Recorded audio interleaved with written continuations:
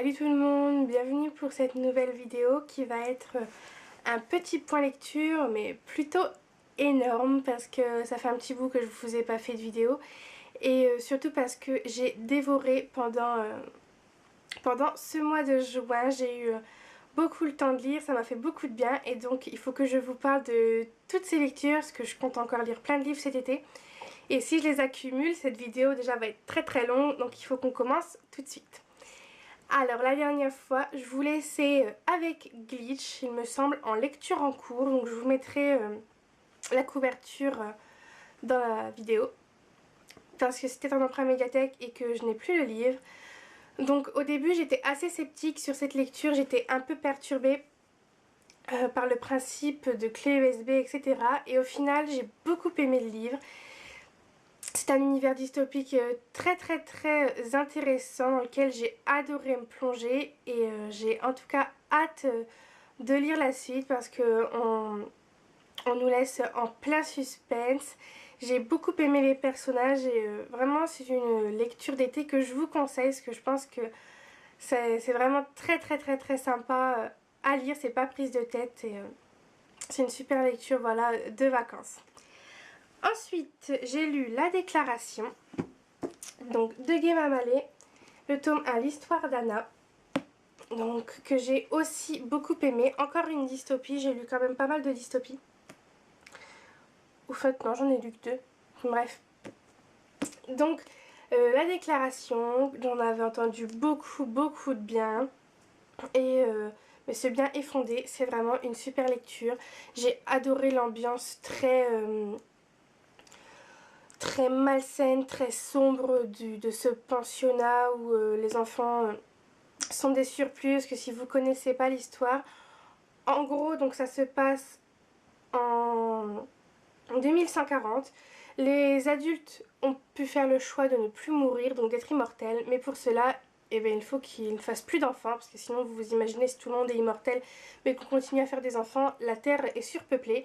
Donc le prix de l'immortalité, c'est le fait de ne pas avoir le droit de faire d'enfants. Sauf qu'il y a des personnes qui continuent à faire des enfants, mais ils sont hors la loi, donc ils sont jetés en prison.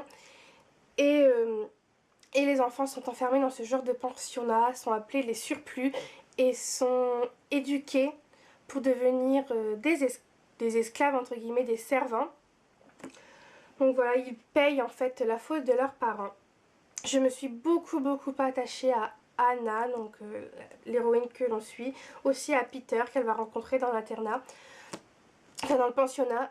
Je vous en dis pas plus, il faut vraiment le lire.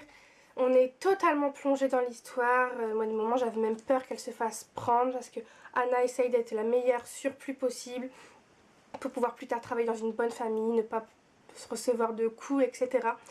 Mais sa curiosité, aussi son envie de s'en sortir, va prendre le dessus.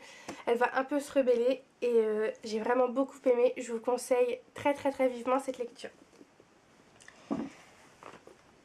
Ensuite, j'ai enchaîné avec la sélection de Kiera Cass sur un coup de tête. Voilà, je savais absolument pas quoi lire et j'ai regardé dans ma bibliothèque et je me suis dit la sélection m'attendait depuis un peu moins d'un an et il fallait absolument que je lise, que j'en avais très envie quand je l'ai acheté. C'est une saga dont on entend beaucoup de bien, qui est très populaire et aujourd'hui je comprends pourquoi, parce que je me suis fait moi aussi happer par cette histoire. C'est vraiment une dystopie également que j'ai beaucoup aimé. Mon côté fille a adoré ce côté féerique, robe, paillettes. Le côté télé-réalité est très sympa aussi. J'aime beaucoup le personnage d'America, mais elle a quand même... Elle a du caractère, mais pas assez pour moi. J'aimerais qu'elle se révèle encore plus. Et dans ce tome-là, on pose vraiment les bases, donc j'étais vraiment très satisfaite de ce tome. J'ai lu le tome 2 pas longtemps après, donc je vais vous en parler dans quelques instants. Ce tome 1 est vraiment bon, j'ai vraiment adoré l'histoire, l'enchaînement de l'action, même s'il n'y a pas énormément d'action. Mais ça passe, franchement c'est très léger comme lecture, très sympa. On peut que s'attacher. on ne peut que être complètement à fond, accro, on veut savoir ce qui va se passer, on veut savoir quelles alliances vont se créer entre les 35 candidates, qui va devenir ami avec qui, les rivalités aussi qui vont se nouer, qui va attirer l'œil du prince Maxon. Enfin vraiment, j'ai beaucoup aimé et si vous ne l'avez pas encore lu, n'hésitez pas, je pense que ça peut que vous plaire. Ensuite, j'avais très envie de lire la suite de la sélection. La fin m'avait laissé vraiment en suspens et j'avais vraiment très envie de lire la suite, mais je me suis dit qu'il fallait pas enchaîner. Enfin, je voulais pas enchaîner, mais d'un côté, j'avais vraiment très envie de le lire. Alors, je me suis dit, tu lis un livre, un autre, et puis après, tu liras le tome 2 que j'avais en e-book, et on verra bien. Et du coup, donc j'ai pris ma Kobo parce que en stage, c'était beaucoup plus pratique pour moi d'avoir ma Kobo. Et j'ai décidé de lire Night School, donc le temps qu'il affiche la couverture, voilà. J'ai décidé de lire Night School de C.J. Doherty, donc le tome 1, sans vraiment m'attendre à quoi que ce soit. Voilà, j'ai cliqué sur Night School, je me souvenais que Chloé de Livrancy aimait beaucoup cette saga. Et voilà, je me suis lancée et là, gros coup de cœur. J'ai adoré Night School, je suis devenue alors complètement accro. D'ailleurs, j'ai aussi lu le tome 2 peu de temps après. Et complètement accro à la collection et complètement, vraiment accro à Night School. Je me suis vraiment retrouvée complètement happée par l'histoire. J'ai vraiment adoré le personnage d'Ali, elle est complètement paumée, elle fait n'importe quoi. On la retrouve au poste de police, on se dit mais elle en a un grain, c'est pas possible. Pourquoi est-ce qu'elle cherche... pourquoi est-ce que... Oh, pardon.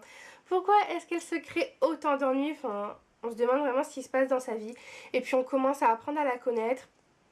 On comprend d'un côté ce sentiment qu'elle a d'injustice quand ses parents décident qu'elle ira à l'internat de Chimera, mais en même temps, on se dit qu'elle l'a bien cherché. Et au final, on découvre avec elle l'école, on découvre les élèves, les personnages sont tous vraiment, je sais pas, c'est différent dans Night School que... au début, on se dit oh, c'est encore une histoire dans une école, comme on peut voir dans La Maison de la Nuit, comme on peut voir dans X-Hall, comme on peut le lire dans Harry Potter aussi, qui est, je pense, le premier exemple. Mais non, dans Night School, c'est pas du tout pareil. C'est pas un flot de, par exemple, de personnages qui, on sait plus qui sort avec qui parle avec qui est ami avec qui. Non, là, on a un certain nombre de personnages, 6 ou 7 environ à peu près. Mais ils sont tous bien développés, autant dans le tome 1 que dans le tome 2, j'ai un peu du mal, je les ai lus rapprochés, à vraiment faire la séparation. Mais dans le tome 1, on s'intéresse autant à la vie d'Ali que aussi à son ami Joe, qui a aussi beaucoup de problèmes, qui n'est pas bien dans sa tête. Et c'est vraiment un moteur pour le livre, autant Ali, autant les personnages secondaires et autant l'intrigue. Et vraiment l'intrigue, j'ai beaucoup aimé. On se demande ce que c'est cette night school, on devient complètement parano. En tout cas moi je suis devenue complètement parano, à me faire des moments, des films dans ma tête, à voir des loups-garous partout, enfin bref. On se pose des tas de questions, on se dit créature de la nuit ou pas, fantastique ou pas. On sait pas dans quoi on met les pieds et franchement ça j'ai beaucoup aimé. On se monte la tête, on se fait des films et une fois que l'intrigue est posée, tout le monde est coupable. Tout le monde avec moi à chaque fois que je me disais oh tiens lui je l'aime bien, je suis sûre c'est pas lui. Et au final tu te dis mais non ça tombe c'est lui. Enfin on devient vraiment complètement cinglé. Et c'est ça que j'ai aimé dans Night School. J'ai vraiment adoré. Et bien sûr la fin elle nous laisse sur notre fin pour pas faire de mauvais jeu de mots. Et forcément on a envie de sauter sur le tome 2. Alors après ma lecture du coup de Night School, je me retrouvais bien embêtée parce que j'avais très envie de lire l'élite, donc le tome 2 de la sélection, mais j'avais aussi très envie de lire Night School. Et ce que j'ai fait du coup, c'est que je me suis dit, je vais lire les deux. Alors j'ai pas lu les deux en même temps bien sûr, mais vu que les deux étaient sur ma Kobo, je me suis dit je viens de lire Night School, donc il faut le temps aussi que le tome 1 mûrisse dans mon esprit. Et du coup, j'ai lu la sélection. Donc le tome 2, je suis en train de vous chercher la couverture. Pardon. Donc le voilà. Donc j'ai lu l'élite. Donc le tome 2 de la sélection de Kirakas sur Makobo. Que j'ai dévoré, hein. Pas besoin de vous faire un dessin. Comme le tome 1, j'ai beaucoup aimé. Par contre, j'ai été un chouïa déçu qui s'en passe pas plus. Voilà, je pense que comme beaucoup, on est très gourmande et on en voulait plus. On voulait plus d'America et Maxon, on veut plus d'America et Aspen, on veut plus de... Moi, j'avais envie de plus de rivalité entre les filles, j'avais envie voilà, de plus de tout. Voilà, il n'y a pas beaucoup d'action, il y en a quelques moments quand même, mais j'avais envie vraiment de plus, encore plus. Voilà, donc j'espère que le tome 3 nous en apportera un peu plus. Mais sinon, c'est une chouette lecture, vraiment. La sélection, c'est une saga que j'apprécie beaucoup, j'aime les personnages.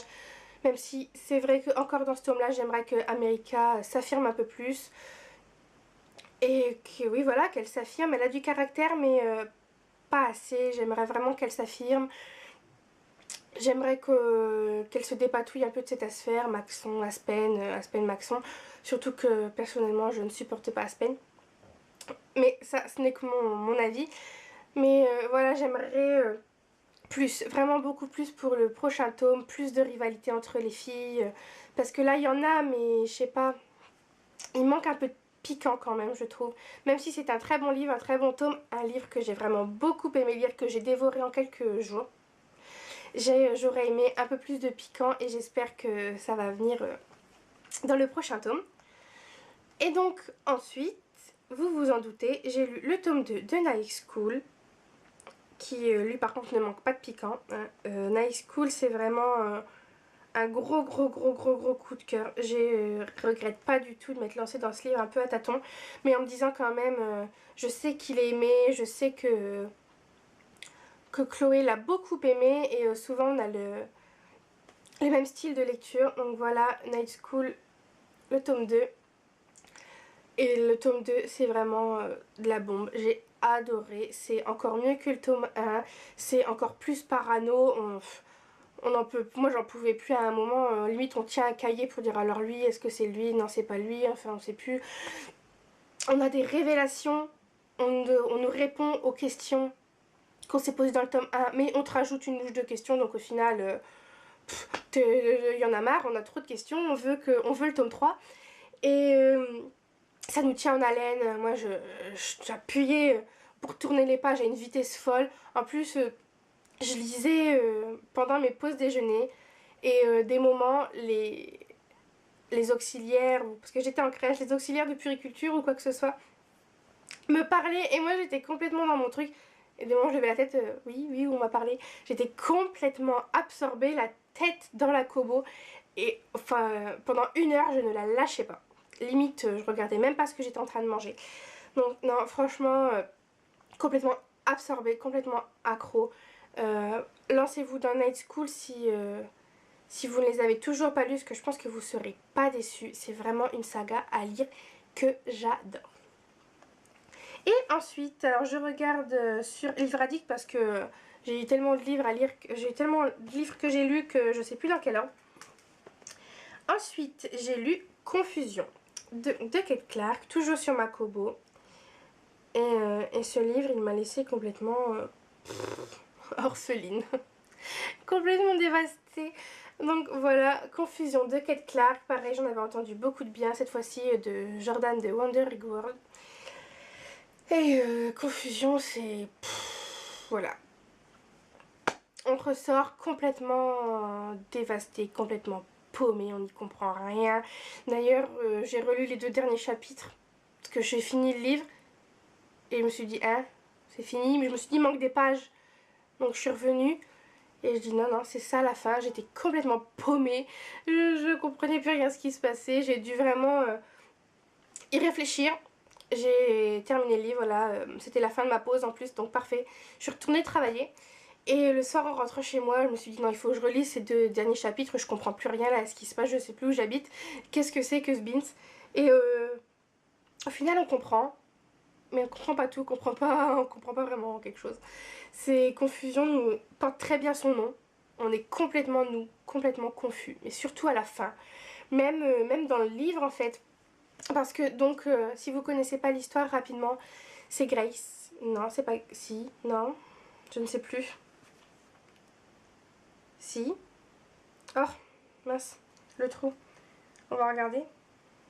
Si, je crois que c'est ça. Si, c'est ça, pardon. C'est Grace.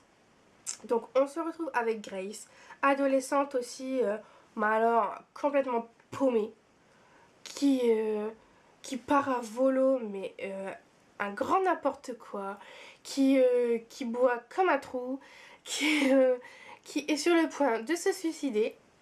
Super, quand on rentre dans le bouquin, on se dit oula, où on va, qu'est-ce que c'est que ce beans, c'est pas possible. Grace, c'est vraiment un grand n'importe quoi en ce début. On se dit, c'est pas clair dans sa tête. Elle doit avoir. Moi, je me suis dit, qu'est-ce qu'elle a vécu pour être comme ça, pour boire, à en être ivre, pour coucher avec un garçon différent tous les soirs, et là, pour être sur le point de se suicider quand même. On fait pas ce genre de choses. Comme ça, je me suis demandé vraiment tout de suite qu'est-ce qu'elle avait pu vivre dans sa vie pour en être comme à ce point-là à 17 ans. Et on retrouve donc Grace enfermée dans une chambre toute blanche avec des papiers et des stylos. Et voilà. Et là, Grace se dit, bah tiens, donc mon ravisseur, donc, parce qu'elle sait que c'est Ethan, donc un jeune garçon qui la retient prisonnière dans cette pièce. Et elle se dit qu'il doit sûrement vouloir qu'elle écrive. Donc elle va se mettre à coucher sa vie sur papier, elle va nous emmener avec elle. Elle va donc nous raconter tous ses déboires, ce pourquoi elle en arrive au point de vouloir donner fin à ses jours. Pourquoi elle boit, pourquoi elle se sent mal dans sa peau, vraiment on apprend pourquoi elle est comme ça. Le livre est entremêlé entre les rêves que Grace peut faire quand elle s'endort, ses souvenirs, donc qu'elle couche sur papier, qu'elle nous raconte, les moments où elle est avec Ethan, les moments où elle est dans la pièce. Grace nous raconte aussi tous ces moments où elle se fait du mal parce qu'elle se scarifie, elle s'ouvre limite les veines quoi, tout le temps, les bras, les jambes, elle est pleine de cicatrices, elle se fait vraiment du mal, elle est autodestructrice pour elle-même. Moi, je me suis vraiment très très attachée à ce personnage. Elle me faisait mal au cœur, mais vraiment, elle a vécu des choses horribles. Et elle n'arrive pas, on a l'impression qu'elle n'arrive pas à ressentir sa tristesse, à ressentir ses peurs. Et du coup, elle se fait mal pour ressentir des émotions. Et moi, en tout cas, je l'ai ressenti comme ça. Et elle me faisait vraiment vraiment mal au cœur. C'est un personnage qu'on a envie de protéger, on a envie de la prendre dans les bras, on a vraiment envie que tout s'arrange pour elle, on a envie de l'aider. Et plus on avance dans l'histoire et plus tout s'embrille.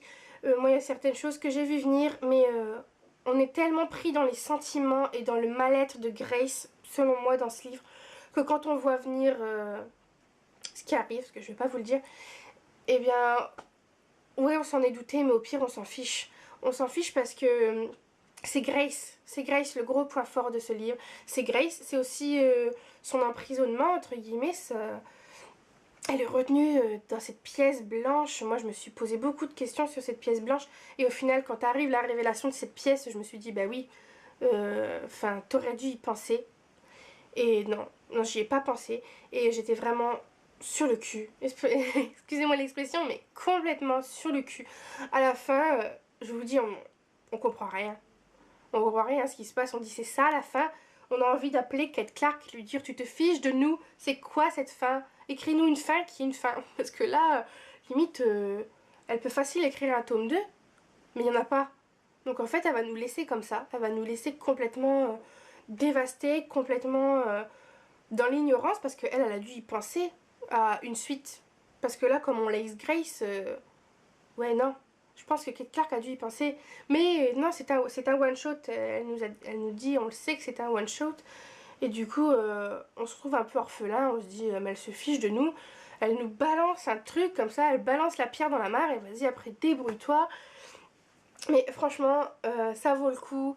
J'ai adoré, on est complètement pris. C'est vraiment, je sais plus comment on dit, mais un livre fait pour qu'on soit carrément dedans et qu'on tourne les pages à une vitesse folle. Bah là c'est pareil, je pense que ma Kobo elle a dû être usée parce qu'entre Nice School et ce livre là j'ai appuyé, hein. Croyez-moi. Mais franchement, ça vaut le coup de le lire, lisez-le.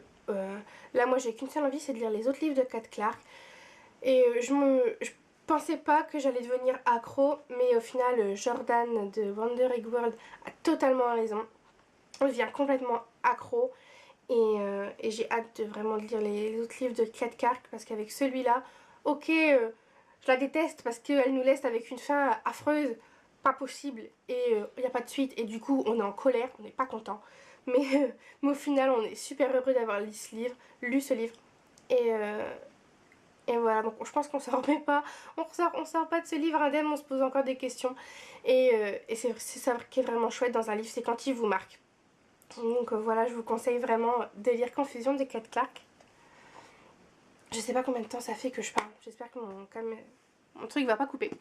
Mais on arrive au dernier livre. Donc le dernier livre que j'ai lu, c'est Nos étoiles contraires de John Green. Et après Confusion, c'était peut-être pas le bon livre à lire. Ou si. Enfin, j'en sais pas. Mais ce livre-là, c'est pareil. J'en sors pas indemne. J'en sors complètement dévastée. Pas dévastée parce que nos héros sont atteints du cancer. Pas du tout. C'est pas... Je pense que vous avez déjà dû l'entendre ou le lire dans une chronique. Mais ça, c'est pas un livre qui parle du cancer. C'est pas un livre où... bien sûr que si on en parle parce que nos héros en sont atteints, mais c'est pas un livre sur le cancer. C'est pas un livre où on sort les mouchoirs et on pleure. Non. Il y a quelque chose qui dit derrière que c'est un livre sur la vie. Et c'est vrai. Alors oui, c'est aussi un livre sur la maladie, c'est aussi un livre sur la mort, mais c'est surtout un livre sur la vie. Et vraiment, je suis très très heureuse d'avoir lu ce livre. En tant que personne, en tant que futur soignant, c'est vraiment un livre qui nous touche, qui peut que nous toucher au plus profond de notre cœur et qui nous marque l'esprit. Et moi déjà, avec ce que j'ai pu voir, avec mon expérience de la maladie et de la mort en tant que futur soignant, j'avais déjà en cette année de première école d'infirmière, mon regard a beaucoup changé sur la vie. Je me prends plus la tête pour des petites choses. Et je vous assure que c'est très important. On change, on grandit. Et Nos étoiles contraires, ça m'a rappelé ça. Ça m'a rappelé les souffrances que j'ai pu voir à l'hôpital. Mais ça m'a aussi rappelé la vie. La vie, elle est importante. Elle ne tient qu'à un fil. Il faut la vivre à fond. Et c'est ce que nous prône ce livre. Avec Hazel. Dans Nos étoiles contraires, on suit Hazel, donc qui a un cancer de la thyroïde. Je ne me suis pas trompée. Mais aussi des métastases au poumon. Et elle va rencontrer Augustus, donc qui lui est en rémission complète. Et qui a eu un cancer des os. Donc ce qu'on appelle un ostéosarcome, le mot à coucher dehors. J'en ai plein d'autres des mots comme ça si vous voulez. Et donc qui est en rémission complète, qui a été amputé de sa jambe mais qui marche avec une prothèse. Et donc voilà, quand on commence le livre, Hazel est plutôt encore dans la maladie, Augustus en sort. Mais Hazel s'en sort bien, elle se trimballe son chariot oxygène, mais je trouve qu'elle s'en sort vachement bien. Et donc je vais pas vous raconter l'histoire parce qu'il faut la lire, mais il y a une... comment dire, une histoire qui va se créer entre Hazel et Augustus qui est juste magnifique. C'est pas une histoire d'amour au début, ça va le devenir, mais c'est vraiment très très beau. J'ai vraiment beaucoup aimé, même si au-delà de ça, il faut oublier, enfin, on se dit pas c'est une belle histoire d'amour parce qu'ils sont tous les deux malades, non, c'est une belle histoire d'amour pour les personnes qu'ils sont. Et ils nous font nous rappeler. Bon, me revoilà après un petit souci de carte mémoire, de batterie, j'ai dû la refaire charger, enfin bref. Donc on était en train de, enfin j'étais en train de vous parler de Nos étoiles contraires de John Green. Donc je sais plus vraiment où est-ce que j'en étais, mais je pense que l'idée était là, donc c'est vraiment une très très belle lecture voilà, qui nous ouvre les yeux, qui nous montre que la vie, il faut la vivre à fond. Et il faut surtout pas se prendre la tête pour des petits broutilles. Voilà, vraiment c'est un très beau livre que je vous conseille de lire. Moi la première, j'ai en fait que ça en tête depuis que je l'ai terminé. Je l'ai terminé il y a 2 jours et j'ai beaucoup de mal à rentrer dans ma lecture en cours, je vais vous en parler. Parce qu'en fait je pense qu'à ce livre et j'aurais aimé encore plus. J'aurais aimé qu'il dure encore plus longtemps, qu'il aurait pu durer encore 300 pages, ça m'aurait pas dérangé. Donc voilà, un très très beau livre que je vous conseille de lire. Et voilà, pensez pas que c'est un livre triste. C'est pas le livre le plus joyeux du monde, mais c'est surtout, voilà, on ne fait pas que pleurer. C'est pas un livre triste, c'est un très très beau livre. Et voilà, il mérite vraiment vraiment d'être lu et il mérite tous les prix qu'il a gagnés, parce qu'il est vraiment vraiment super. Donc voilà, c'est mes lectures depuis la dernière fois. Donc c'est surtout mes lectures de tout juin. Il n'y a que Nos étoiles contraires et puis Confusion sur le mois de juillet. Sinon ce sont mes lectures du mois de juin.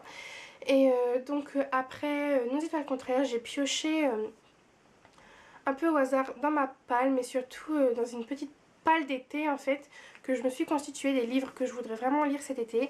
Donc je vous ferai une vidéo à part pour vous montrer cette petite palle d'été. Et donc en ce moment, j'essaye de lire Fugitive, donc c'est le tome 2 de la saga Le Dernier Jardin de Lorraine de Stefano. J'ai beaucoup aimé le tome 1, ça avait vraiment été une très très belle lecture. Et là donc j'ai commencé le tome 2, hier soir j'avais pas trop la tête à lire, donc j'ai lu avant-hier. J'ai lu 4 chapitres et j'ai un peu de mal à me mettre dedans. J'ai surtout Nos étoiles contraires beaucoup en tête. Et en fait, au début ça allait, enfin les 2 premiers chapitres ça va, ça a été. Et c'est là, nos personnages sont arrivés dans un endroit qui me déplaît. J'aime pas trop, je vais pas plus vous en parler parce que ça vous spoilerait. Mais parce qu'en plus peut-être que cet endroit comment dire, prend de l'importance après, je sais pas, je suis vraiment qu'au tout début, mais c'est un endroit qui me plaît pas trop, c'est assez malsain, c'est assez, je sais pas, on sent cette tension. Alors vous allez me dire, le tome 1 est un peu malsain aussi, hein, quand on regarde bien, c'est de la dystopie, donc d'un certain sens c'est un peu vicieux et malsain, mais là c'est vrai que je me sens pas très à l'aise dans l'endroit où atterrit Rin, vraiment. J'espère qu'elle va pas y rester tout le long du roman ou que ça va changer, je ne sais pas. Mais oui, ça me perturbe un peu, donc je vous en parle pas plus parce qu'en plus c'est un tome 2. Donc je vais avoir peur d'en dire trop et spoiler sur le tome 1. Donc je ne dis plus rien, mais j'en attends beaucoup de ce livre quand même. Parce que j'avais beaucoup aimé le tome 1, j'aime beaucoup les personnages, donc j'espère que voilà, que ça va me plaire et que ce sentiment un peu que j'aime pas trop va disparaître. Et puis j'espère que je vais réussir à rentrer complètement dans ce livre et à m'enlever Nos étoiles contraires de la tête, mais je pense que ça va être difficile parce que c'est vraiment un très beau livre. Donc voilà pour ma lecture en cours. Je vous montre pas de lecture à venir parce que en fait j'en sais rien, j'en sais complètement rien. Je sais que je piocherai normalement dans ma petite palle d'été, ou peut-être pas, peut-être que des moments ça m'arrive, je sais pas quoi lire, je regarde sur mon ordinateur les e-books que j'ai et voilà, et j'en prends un au pif comme il m'est arrivé de faire, et des fois c'est des très belles découvertes. Donc voilà, mais je vais essayer de me cantonner dans ma palle d'été. Je vous ferai cette petite vidéo palle d'été peut-être ce week-end ou la semaine prochaine, mais très vite en tout cas. Je vous donne rendez-vous sur le blog. En ce moment je suis en train d'écrire toutes mes chroniques en retard. Celle de Confusion a été écrite, j'ai écrit celle de Boys Don't Cry et j'ai écrit celle de Night School hier soir. Donc le lien du blog est en barre d'infos. N'hésitez pas à cliquer, à aller lire mes chroniques et à venir en discuter avec moi, ça sera avec grand plaisir parce que je suis vraiment disponible pendant ces 2 mois d'été. Donc n'hésitez pas à venir partager avec moi, ça sera avec très très grand plaisir. Je vous retrouve toujours sur ma page Facebook. Et la petite nouveauté, c'est que j'ai créé un compte Instagram, donc sur lequel je vous poste des petites photos de temps en temps, autant de ma petite vie, des petites choses que j'ai envie de partager avec vous, mais aussi des moments livresques, les moments où je filme, ou une nouvelle lecture, ou la customisation de mes bibliothèques que j'ai pu faire cette semaine. Voilà, j'ai posté des petites photos sur Instagram. Normalement, elles se publient aussi sur ma page Facebook pour ceux qui n'ont pas Instagram et qui ne peuvent pas voir. Donc voilà, n'hésitez pas aussi à commenter, à venir discuter avec moi, ça sera toujours avec très très grand plaisir. J'attends vos commentaires sous cette vidéo, parce que je sais qu'il y en aura comme d'habitude, et ça me fait toujours très très chaud au cœur, donc merci. Merci pour votre présence, merci à toutes celles, à tous ceux qui me mettent des commentaires à chaque fois sous mes vidéos. Ça me fait vraiment très très très très très chaud au cœur, surtout que je suis très peu présente avec vous, mais vous m'oubliez pas, enfin certains surtout ne m'oublient pas, et ça me fait vraiment très très plaisir. Donc je vous embrasse très très fort, je vous dis à très vite pour une vidéo pâle d'été, et puis d'ici là, prenez bien soin de vous et profitez de ce beau soleil et de vos vacances. Bye!